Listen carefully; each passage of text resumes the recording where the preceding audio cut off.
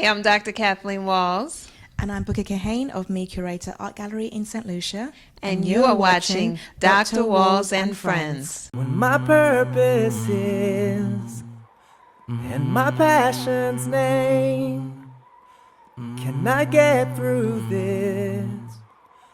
Can I find my way? Though the road is long and the mountain high, I will journey on, live my greatest. Welcome back to Dr. Walls and Friends. I know this has been a long show, but a powerful show because we've been able to cover so many topics. And when you have a guest like this sitting next to me, you want to make sure that you optimize all the time that you are able to have with this person, because so many times we don't get a chance to have this much time. So first and foremost, I want to thank you very much for taking this time with us and sharing your wisdom, your knowledge, your information, all of that with us. So thank you. Thank you. My pleasure, and thank you for the opportunity. Yes. So before we close out, I want to know any final words of wisdom, inspiration, leaving thoughts. You can even give them homework if you want to. Know thyself. And in knowing thyself, you will know all things. What we said before in terms of always try to come from that place of peace as you pursue that self-knowledge, a place of peace, of love and trust, and think for yourself. Think for yourself, and then you'll create that which you think. And I'm going to stop, otherwise I'll go into a lecture.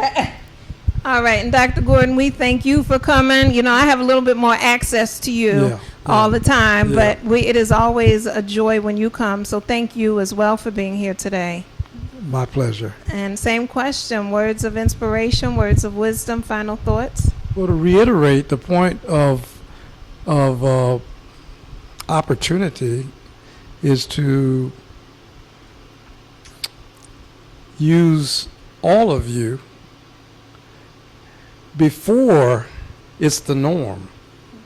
See, it's not a leadership issue if it's already the norm that we are connected, respected, valued, leveraging each other. We have our own institutions. If that becomes the norm, then there's other leadership challenges. Right now, the challenge is to lead your life knowing that you are worthy and well qualified, radiant being, full of light, never alone, seeking truth, knowing that a lot of unreal is around you before it's the norm. That's what leadership is. That you're actually interested in our systemic, optimal, sustainable, optimal success. And that has to be embedded knowing that you're a citizen of a bigger world. So money is nothing but energy, formatted on paper. Everything is spirit. So therefore, you can't be bought as easily. I think, practically speaking, one of the things you can do when you're not in a power position inside of an institution, they can't defeat you if you can come up with a question. So you come up with a what question? What does that have to do with the other three topics we were talking about this week?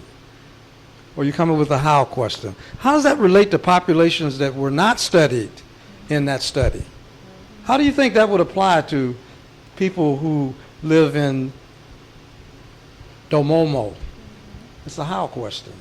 Don't let them take away from you your mind and your capacity to ask great questions about your life and the world. And in the university space, they actually have set it up with the propaganda that that's what they're in business for. So why don't we just use it? Just like Thurgood Marshall and the Civil Rights Movement had to use the Constitution, even though all those folks, a lot of them were owning human beings, you use the ideological structures that are there. I think asking great what how questions is a practical takeaway when you know that everything presented as real is unreal. So let's go after seeking what's real. Well, you lit a flame over here. Yes. I have a homework assignment. All right. I want you to email me at causeforjoy@gmail.com and let me know of your interest and willingness to build a just, sacred, sustainable world. CAUSEFORJOY. Cause for Joy. CAUSEFORJOY @gmail.com. What are you interested in, willing to do to build a just, sacred, sustainable world? And also, can you tell the people your books? Yes. I have 5, but the 3 that they're going to be most interested in are Understanding an Afrocentric Worldview, Introduction to an Optimal Psychology. That's the old book that I need to rewrite, but that's going to give you the introduction and also delineate the 2 different sets of philosophical assumptions and principles that ground the theory. The other is actually a training guide that I developed out of a community participatory research project where I asked people to think about what would optimal health look like.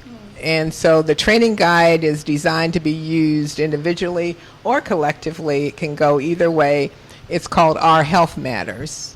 That book you can only get from me, and actually if you emailed me at the email address I just gave you, we could work out how you can get it. The third book emerged from people asking me, well, Dr. Myeres, this is all very interesting, well and good, but how do you develop yourself spiritually? Because I've tried religion, that didn't work.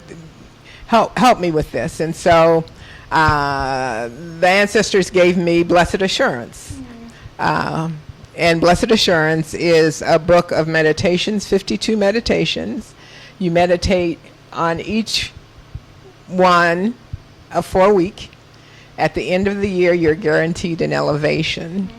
I grounded in biblical scripture simply because so many African Americans are oriented to Christianity, but I deliberately was given and therefore give those scriptures that speak to our ancestors' understanding of the divine and our relationship to it. So I try to focus on the scriptures that speak to gnosis, which was the awareness prior to Catholicism that we were one with God. And so those are the 3 that I think would be most beneficial.